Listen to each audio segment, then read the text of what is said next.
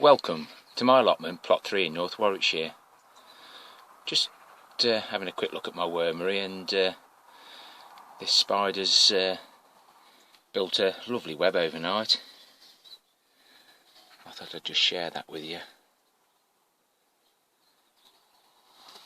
Just going to have a look in the polytunnel, and to my surprise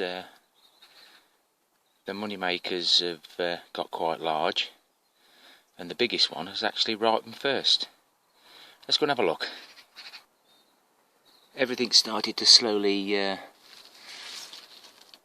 be taken out now. That's one of the rocket, which turned out to be a turnip. But I had a terrible problem with butterflies in the polytunnel, and they decimated all my lettuce, and it looks like I've actually got to buy a lettuce now at this time of the year. So all the Swedes are out. I only managed to get one good Swede, so that didn't overly work well in the polytunnel. And I've started harvesting the celery. What I'd like to do today as well is to take one of the celeries from out the polytunnel and one of the celeries from outside to see what the difference is. The two that I've had out of the polytunnel are a little bit hollow, still tasty, but we'll be doing that a little bit later. But some of the money makers just doing strange things, but are they money makers? We've had problems with seeds before, but this one is a money maker, or so it said on the packet.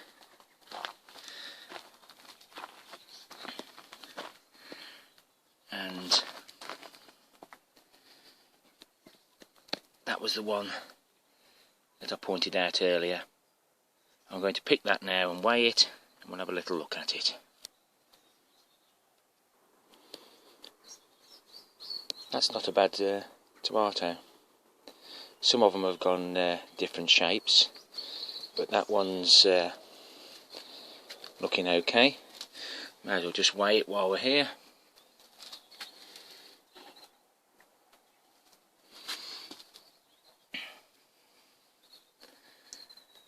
So there we have it. Just over half a pound, just under 300 grams. If it's a money maker, I'm pleased. If it's not, I'm still pleased.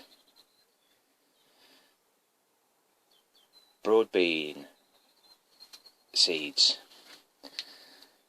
Because of black fly and the awful weather conditions we had, the broad beans went over. A little bit too big for what I wanted, so I thought I'd leave a few for seed.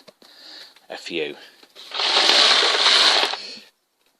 I only intend keeping about perhaps 50 seeds, but could someone tell me whether I could actually use these in a hot pot, rehydrate them, or just throw them in to bulk out the stews that I'll have over the winter?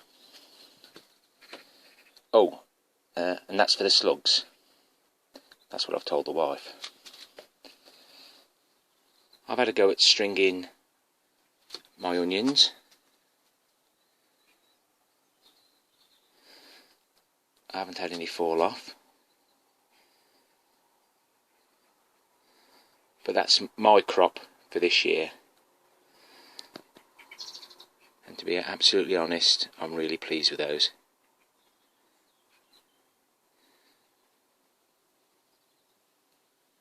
Beginning of next year, I'll be chitting all my carrots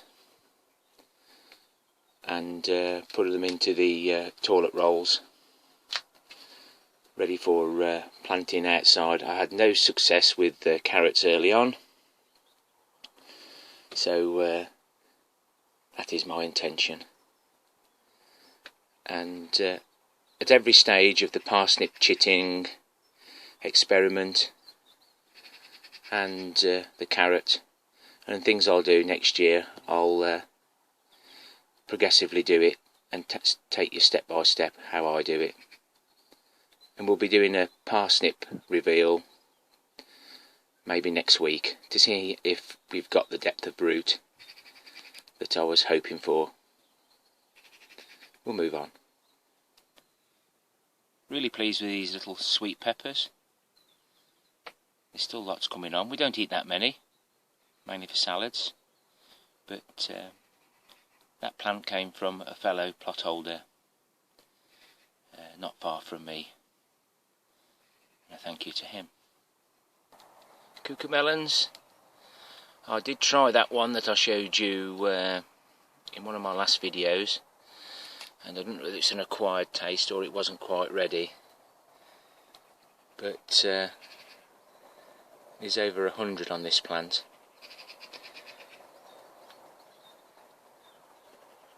And I've never been able to grow them before. To be truthful, it's only the second time. Anyway, but now I'm pleased with those, and I'm going to let them get a little bit bigger and then find out how they need to grow before they taste a little bit better than the last one did. This celery has gone to seed by the look of it, so I'm not going to bother with that one. But what I will do is take this one out, and or one from the back, which may have blanched a little bit better, and I'll take this one from outside, as this one's actually flopped over.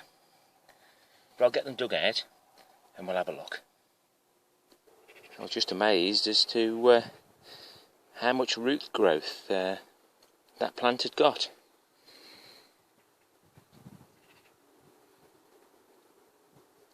Really good root system. So the one at the front is the one that was outside, not very well blanched, and then this one I actually pulled from behind the tomatoes where it was quite dark, and you can see it's been drawn up to the light, and the root system's a lot lighter. It is a self-blanching variety, but I wasn't overly impressed with the first one that I pulled, so I'll strip these down to the good bits and see what we've got for quality. And now for the taste test. There's the outside one, which now it's opened it does look very inviting, and there's the indoor one. The indoor one has had water on it every day. The outside one's as and when. So let's try the outdoor one.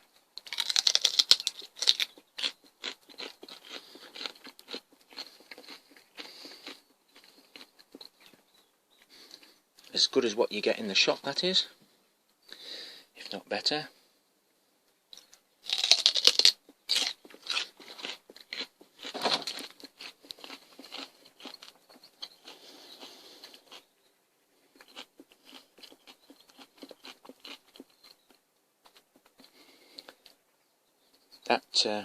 That one was better.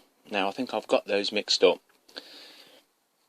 The long ones were the indoor ones, and these were the outdoor. I'm not sure whether I've threw a spanner in the works earlier, but there's the outdoor, indoor. The indoor tasted better, but overall it doesn't really matter. They both of a good quality. You're always going to get some waste, and obviously when you buy it in the shops it's already trimmed. You don't get to see all the nasty bits on the outside. No, but I'm really pleased with the celery reveal. We'll move on. The Atlantic giant has now stopped growing, and the leaves are still good, so we've still got a bit of time yet. I made a mistake last time. I said my father had took the pumpkin to the Halloween pumpkin show. It was a different show he went to, so unfortunately he's cut that pumpkin off about 6 weeks before we really needed it. But hopefully I'll get to see it again and I'll video it. But it was a really good, nice shape. The pumpkins for my granddaughter, they actually rotted off. Whether it's too much water, I don't know, or it was just completely overcrowded. But I'm hoping to, I don't know whether to enter that for the heaviest pumpkin or to do the carving with that pumpkin, vice versa. I will carve these, but it's whether I carve that one and take the chance it's not going to be the heaviest. No doubt there's good people, good growers out there, but it's just a little steam rally show, low profile. It might be worth a go. I had to open all the gourds up, and that's when I found that the pumpkins were rotting off. Those outdoor tomatoes, just waiting now to see whether we can get any weather to ripen them. And I've been putting banana skins all over the place to try and bring them on.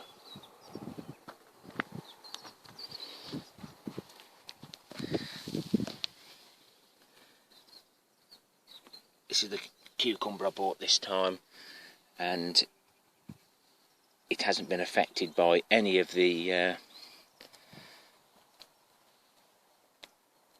mould and other nasties we get on the leaves, and it's producing a few cucumbers.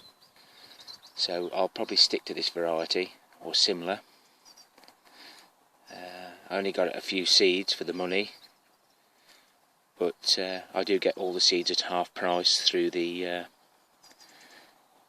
allotment shop on site. So if the seeds are £2 a packet, we get them for £1.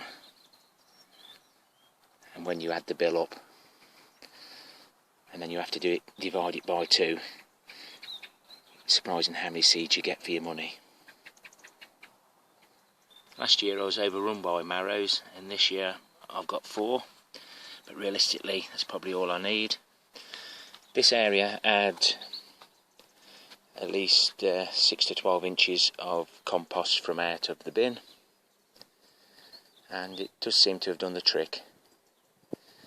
But this is where my onions will be going next year, so they'll diagonally run across the plot to here, and the gourds will go vice versa.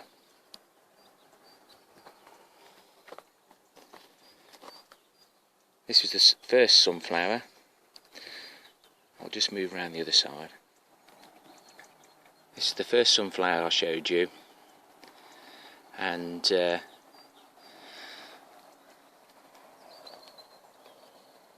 it's still going strong. As you can see, my bumblebees are loving it. This row of beans didn't have any garden waste in a trench, and I've seen absolutely no difference in the crop. They both had 7 litres of water morning and night.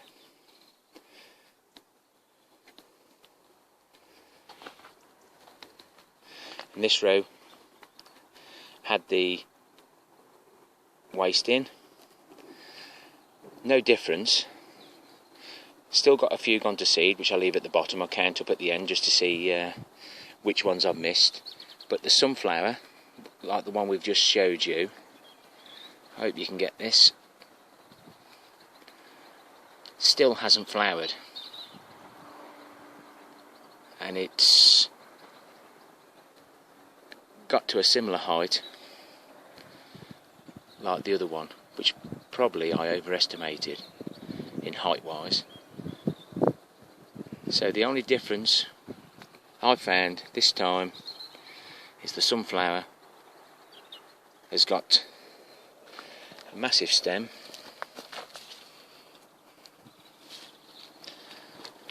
compared with this one. Just spotted a bean there, 2 beans actually, very nice. Best pick those off today, else I'll be in trouble. So I don't think it really matters if the soil's of good quality. The beans seem to have done okay. Some more winter veg. Got some purple sprouting broccoli, the first 2 plants, and then we've got some cauliflowers at different stages. Got no room in the brassica cage, so they absolutely got slaughtered by the caterpillars. I've collected all the caterpillars up, and I've put the caterpillars in my wormery, because caterpillar poo will probably do as good a job as the wormery poo.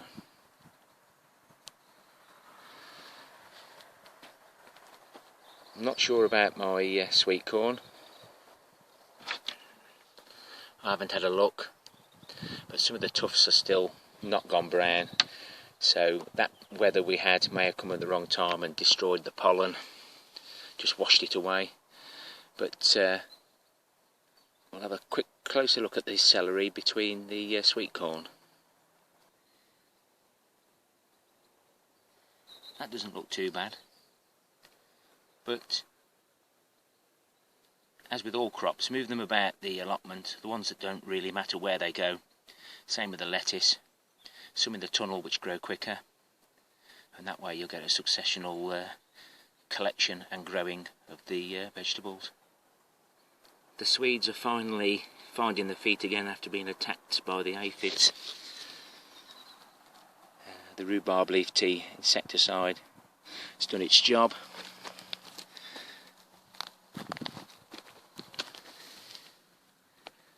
And some more winter veg. That's another lot of beetroot planted out. Started off in seed trays, and I've actually sown seed directly into the ground just to take up the space from the other lot of beetroot, which are now nearly ready to collect. Last sowing of spring onions. They've done really well here. I think I've put radishes and spring onions too many times in the same area, and the radishes eventually didn't do any good. So I'm now having to buy radishes. So I need to move them around the allotment into fresh soil. Mini pop sweet corn. Didn't read the packet. You're supposed to pick the mini pop sweet corn before the tufts actually come out the end. So I've got massive mini pop sweet corns. Lesson learned.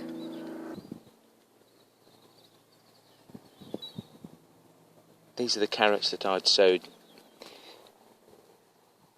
between my onions, and I'm not sure whether you've didn't actually switch the video off, so I apologise for that. And there's my leeks. The ones that were covered are still doing a lot better, and I'll be able to start picking some of those soon, but I'll have more than enough to take me over winter.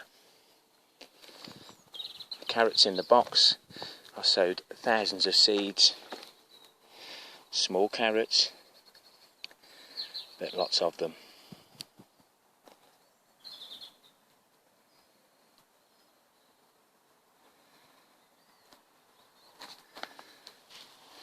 When I bought the seed, I had 6 seeds of the hundreds and thousands, and you do get hundreds. Expensive, but my grandchild, my granddaughter, enjoys those, just keeps firing them in. Another space where my broad beans were, and the seeds are just coming up. They weren't there yesterday, so may get a little crop.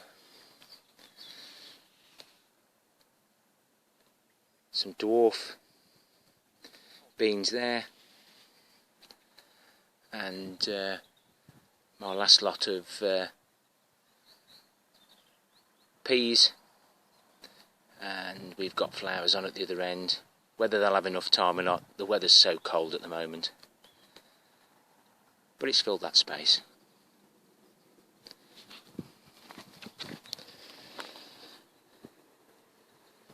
Some more vines. I've just put that there, left it up just so they dry out a little bit. I'll get those painted, but that wood's a really hard wood. They'll last me quite a while, but as all my crops will just move down one, I'll be able to set that up, and my carrots will be a lot higher off the ground, and maybe I won't have to shield them from the carrot root fly. I've gathered my labels. They'll now be ready to recover. I'll use address labels to cover the writing up, and I don't know where my father got these from, but they're a good size, and I'll make good use of those as soon as I need some.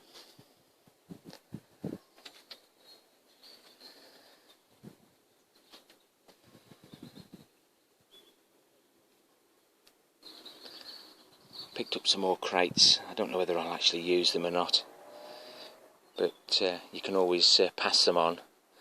And I've also dropped onto some nice timber. It looked like it was actually off some benches, so I've cleaned those up, took all the screws out, and I'm thinking about putting a greenhouse within my polytunnel, just to try and bring a few things on a little bit earlier.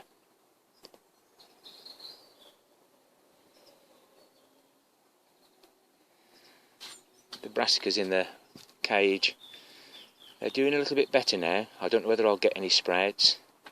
The purple sprouting looks okay, and I've got about 15 Swedes and about 30 turnips in there around the outside. I've refrigerated a load of kale, so overall I'm really pleased. Take care everyone, thanks for subscribing, commenting. I'm amazed how many people comment on my channel for the number of views I get.